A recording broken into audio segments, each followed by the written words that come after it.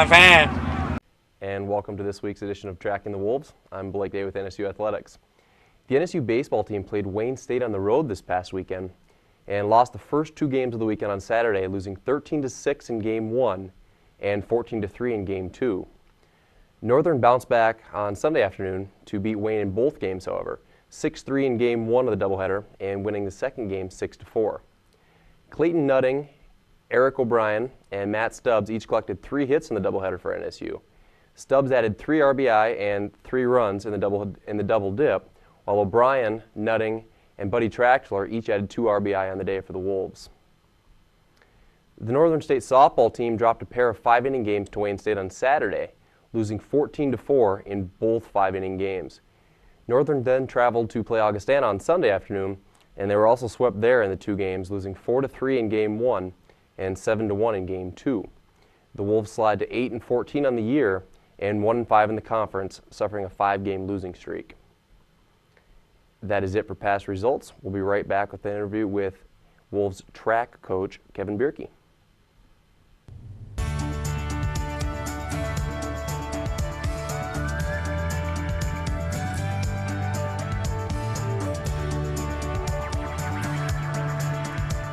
NCAA championships are something special.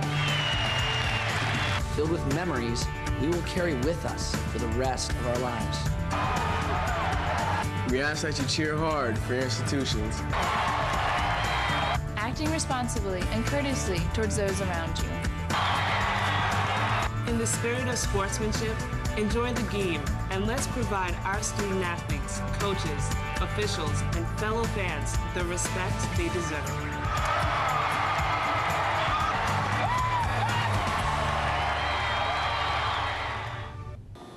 Welcome to this portion of Tracking the Wolves. I'm Associate Athletic Director Zach Flackus. Joining me today is our head track and field coach, Kevin Bierke. Coach, how are we doing today? Okay. Just okay? Okay. Just this weather getting you down a little bit? Well, when there's white stuff on the track in April, it's okay. It's okay. It is April 1st. No, it's not April Fool's Day. We wake up this morning and, I don't know, I had a 3-foot drift in my driveway and my neighbor had nothing, so I don't know how that wind worked. But, yeah. you know, talking about the weather, we've got a beautiful indoor facility here, lots of room and space, but you've got 70, 80 track kids. Just itching to get outside. Does this put a little bit of delay on you? A little bit. I think, you know, when you're trying to practice the 110-meter hurdles versus the 60-meter hurdles, it makes it a little bit tougher to get ready for that event, you know, not to mention the 400 hurdles, 4x1 passes, things like that. So, you know, there are some specific things, you know, that you can't do indoors, practice javelin, things like that. That put a little bit of a hamper on it, but, you know, at least we have a lot of options inside here that we can still get some quality work in. Well, and you know, your athletes, you just finished up with your indoor season, had a very successful indoor season. It seems like you had some school records, had an all-conference performer. You know, with that transition to outdoor, do they stay in shape? Do they take a little break, or does it just move right from indoor to outdoor?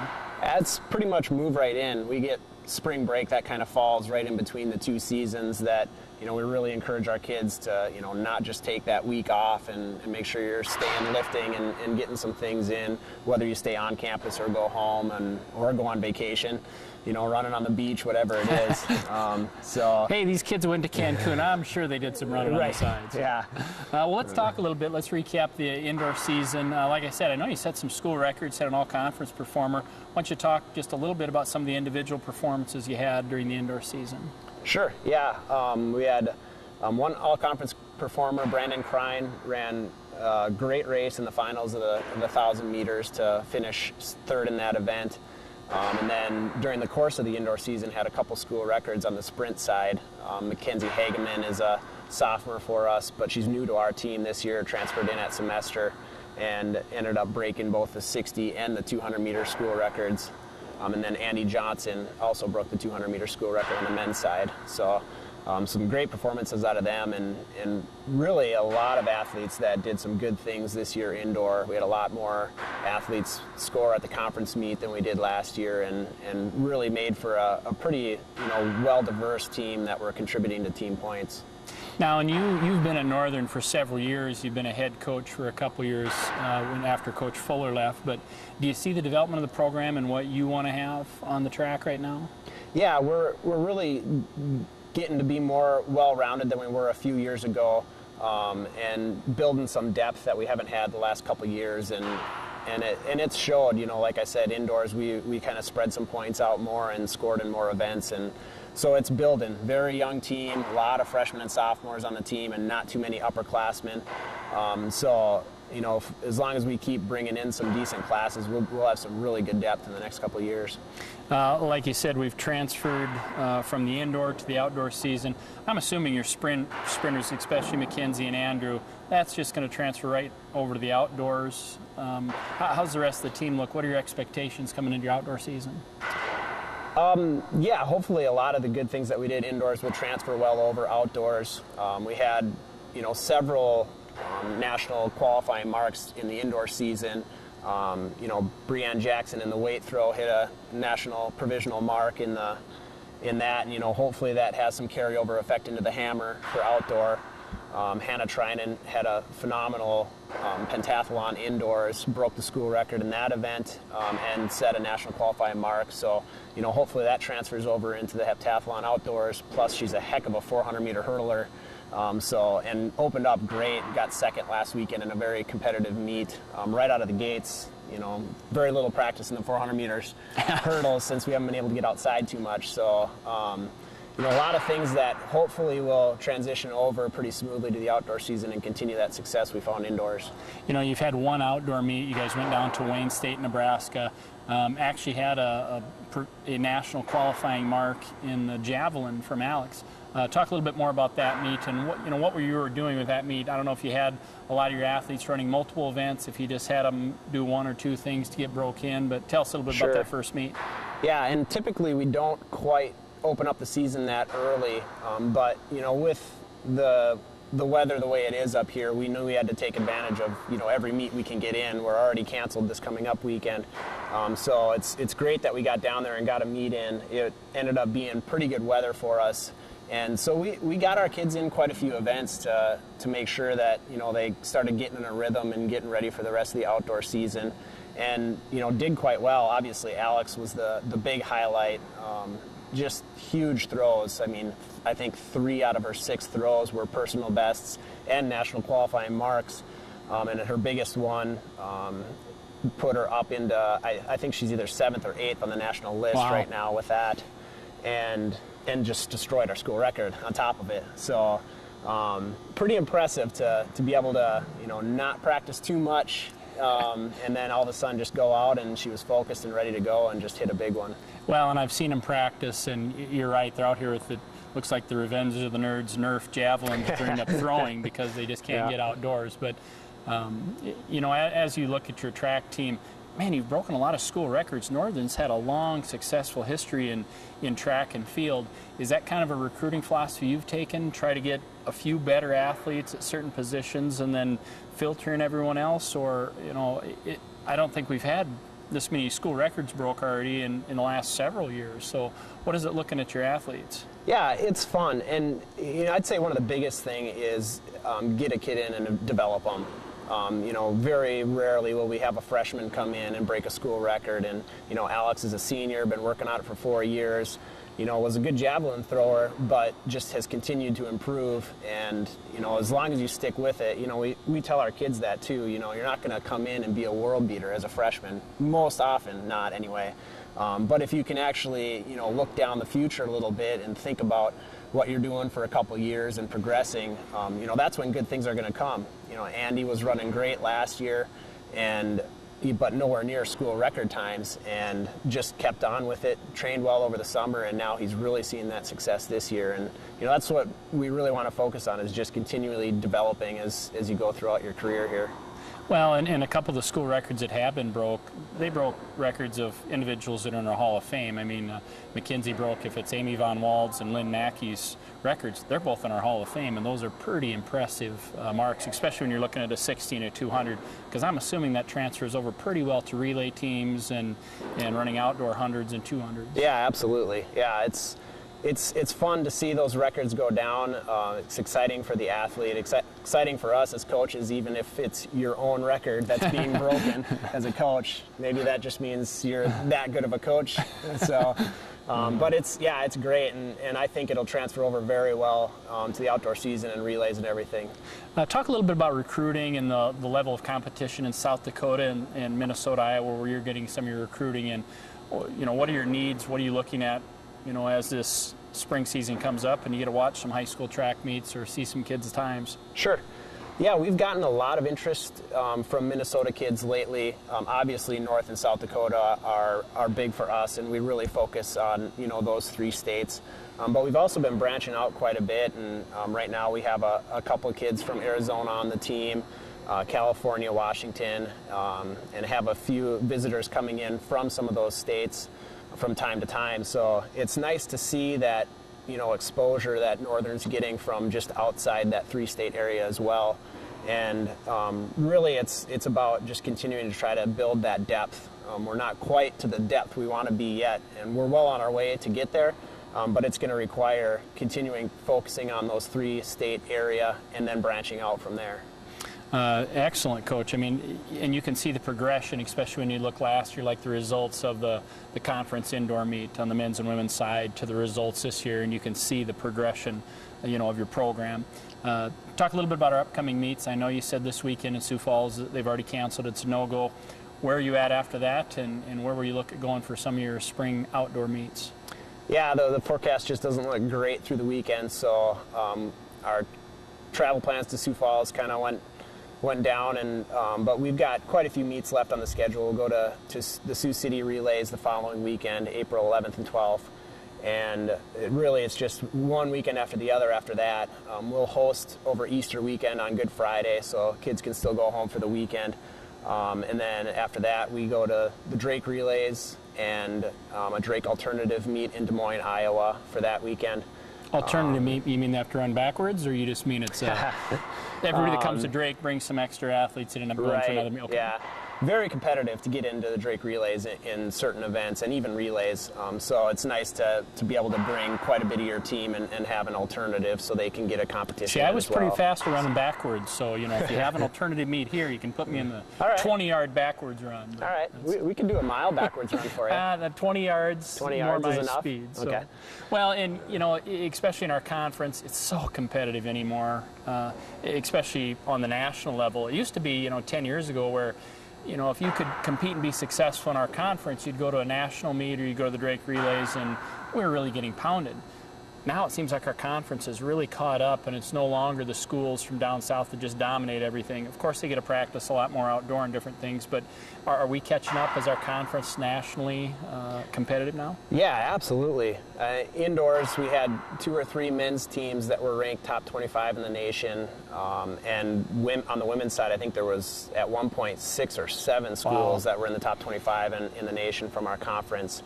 So, I mean, it's unbelievable how competitive it is, and if you're in the top of our conference, you're looking at the national meet for sure in almost every event across the board. So, yeah, it's competitive, and it just makes recruiting and developing that much more important to try to stay on top of the conference. Well, it just makes it that much more fun to watch. Also, when you're bringing in some of these other conference schools, whether it's for a multi or just an individual track meet or whatever, I mean, you're seeing some of the top-notch athletes in the nation, and it's fun to watch when you can see not only our school records but facility records getting broke, and when you look at the history of track at Northern, that's impressive when you see those things done. So good compliment to you and your program and to our conference as a whole is how competitive they are. So. Yeah, it's been fun. Coach, with that, I'm going to let you get back to work. I think you probably got some shoveling to do today, so I'll let you get onto that. Thanks. This has been Zach Flackus and head track and field coach Kevin Bierke for Tracking the Wolves. We know you want family-friendly sporting events. Sporting events where you can be comfortable and entertained in a positive environment. Watching great individuals and teams compete. with commitment, effort, and good sportsmanship. That's what the Division II Game Environment Initiative is about. Be a part of the excitement and find out why. These student athletes say with pride, I chose I chose Division II. And welcome back to Tracking the Wolves. Joining us today from the Wolves track and field squad, we've got Gina Burley and Mark Gilkerson. So thank you to both of you for joining us today. And I think let's just kind of kick things off, everybody, with telling us a little about yourselves. Gina, we can start with you kind of telling us what's your, where you're at class-wise, eligibility-wise. Are you a freshman, sophomore, whatever? We'll talk about indoor versus outdoor, what you guys have competed in so far, kind of how much schooling you have left, that kind of thing. And then tell everybody what events you guys compete in. Okay, well, I just finished my freshman season of indoor, and I'm in my sophomore season of outdoor. I am from Pierce, South Dakota, and I compete in high jump. Okay. And Mark? I'm Mark. I'm from Blaine, Minnesota. I'm a junior in both my seasons, so I'll be back for a 5th year. I'm currently technically a senior academic-wise, and I run the 800 and the 4x4 relay. Okay. Kind of tell everybody about your major, maybe career plans if you know it at this point. Obviously, if you're only in your 2nd year up here, maybe you do, maybe you don't. Kind of tell everybody about that. All right. Well, I am a communications major with a political science minor, and I've actually already planned on teaching English overseas after I leave Northern, and then eventually maybe working for the Bureau of Indian Affairs. Oh, okay. Very nice. And Mark? I'm a sports marketing and administration major, and hopefully my dream job would be to work for like a pro team or like a college athletic team. But right now I have an internship this summer with the Aberdeen Parks and Rec and Forestry Department here in Aberdeen, so I'm looking forward to that. Very nice. Let's kind of talk about a little bit.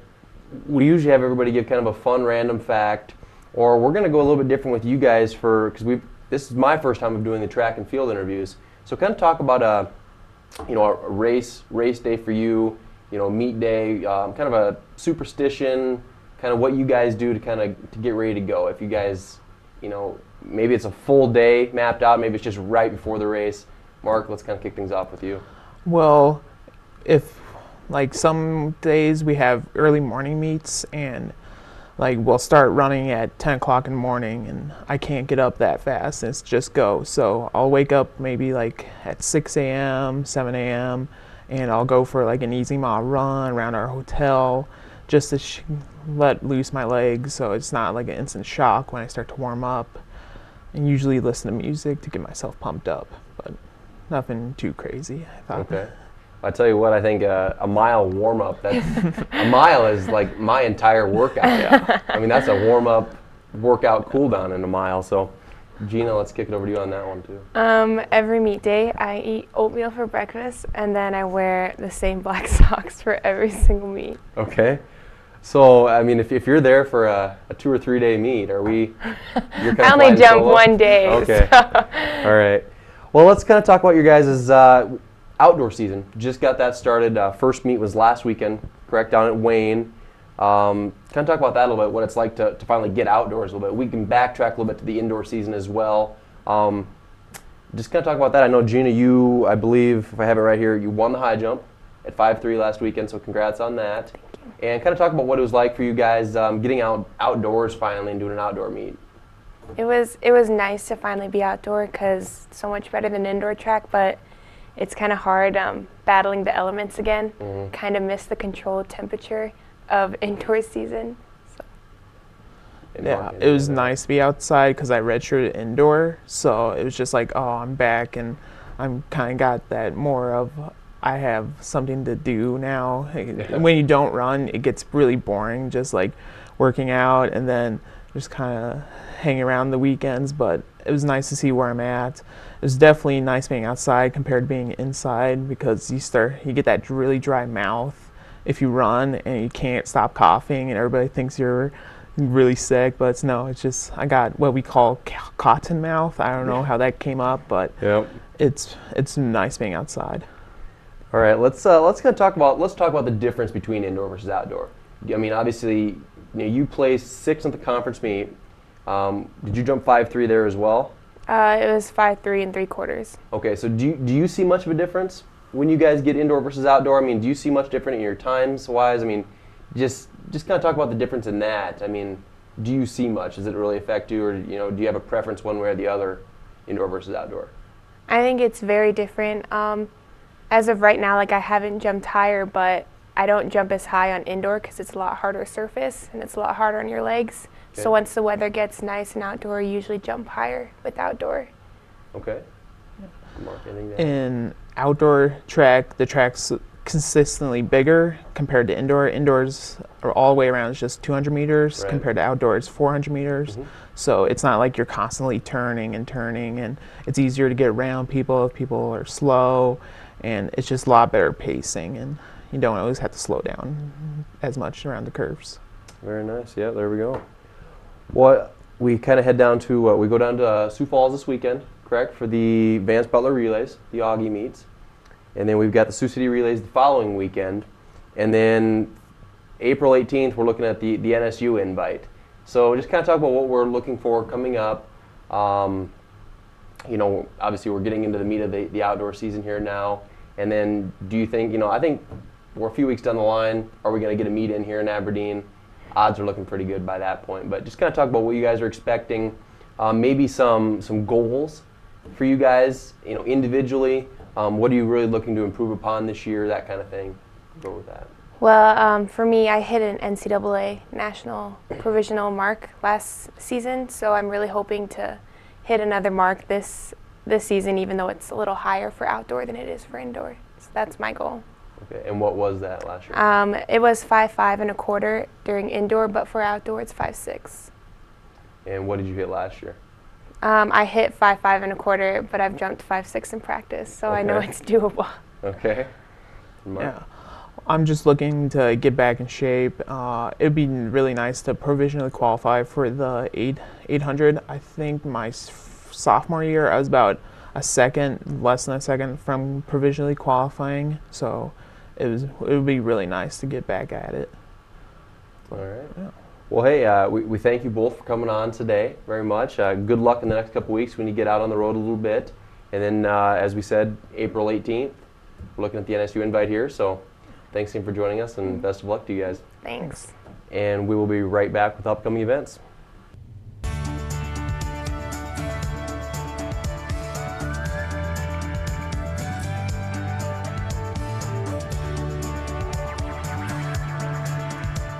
NCAA championships are something special.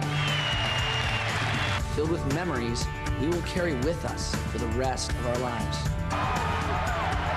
We ask that you cheer hard for your institutions. Acting responsibly and courteously towards those around you.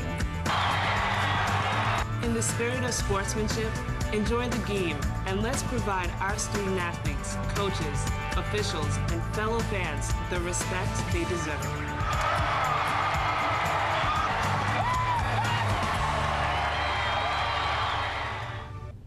And welcome back to Tracking the Wolves. Northern State's Alec Webster of the track team and Cody Johns of the baseball team have been named as the Qdoba Scholar Athletes of the Week for their academic and athletic efforts over the past week. Alex Webster started the outdoor track and field season strong with a career-best javelin throw of 148 feet to place second at the Wayne State Wildcat Classic in Wayne, Nebraska on Saturday. Webster hit the national qualifying mark with the throw. Cody Johns for the baseball team completed the sweep against Wayne State on Sunday, throwing 8 innings while allowing only 1 earned run. He recorded 5 strikeouts and 2 walks in the 6-4 win. Johns moves to 2-2 on the year. For upcoming events, the NSU softball team is scheduled to be at home this Saturday, April 5th, and Sunday, April 6th against Concordia St. Paul on Saturday and Minnesota State Mankato on Sunday. Both days are set for 1 p.m. starts for the doubleheaders. The first NSU home baseball games of the season are also set for this weekend, April 5th and 6th, against Minnesota Crookston. Both days will be doubleheaders starting at 1 p.m. The NSU track team will be at the Vance Butler Relays Saturday, April 5th. Next week, the softball team will head up to Minot on Wednesday, April 9th to play a doubleheader starting at 2 p.m., then head down to play Upper Iowa and Winona April 12th and 13th. The NSU baseball team will play Presentation College Wednesday, April 9th at 5 p.m. at Fossum Field. The baseball team will then host Upper Iowa Thursday, April 10th for a doubleheader starting at 1 p.m., also at Fossum Field. The NSU track team will then be competing in the Sioux City Relays Friday and Saturday, April 11th and 12th. For all up-to-date information, schedules, results, and official Nike gear of Northern State Athletics, go to our website at northernstatewolves.com. Thanks for watching today, and go Wolves!